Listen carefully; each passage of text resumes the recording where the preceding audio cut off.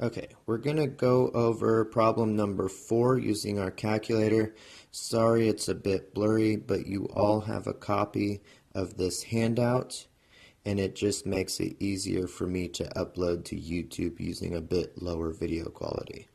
Okay, so we have the profit as percentage of assets, and each of these is our class. So there are 5 classes here, and then we have the number of companies. This will act as our frequency for each class. The first thing we want to do is find our midpoint. Remember that our midpoint is the sum of the lower limit and the upper limit divided by 2. It's just the average.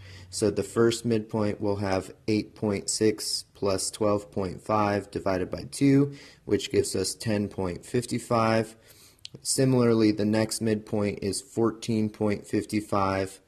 The next one is 18.55, 22.55, and finally 26.55. Right, so what we're going to do is grab our calculator. Again, I will be using a TI-30. If you have a different calculator, you can come see me during office hours or go to YouTube.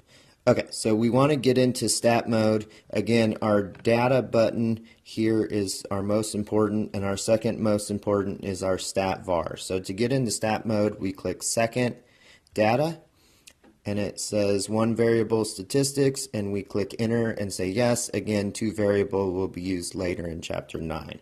So 1 variable for now. So now that we're in stat mode, there's a little stat in the bottom right hand corner. We can input our data. So the midpoints will be our x1, x2, x3, x4, and x5, and then the frequencies are given below. Okay, so our x1 is 10.55, and our frequency is 15. Our x2 is 14.55, and our frequency is 20. Our next value is 18.55, and our frequency is 5. Our next value is 22.55, and our frequency is 7. And finally, we have 26.55, and our frequency is 3.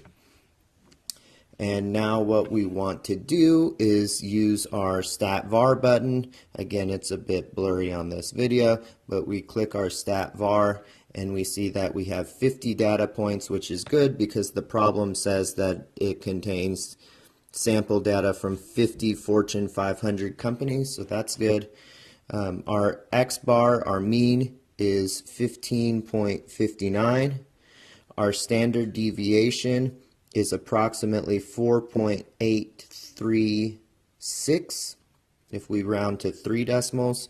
And remember, to find our variance, we do not round our sample standard deviation. What we do is we use the entire number. It's an irrational number.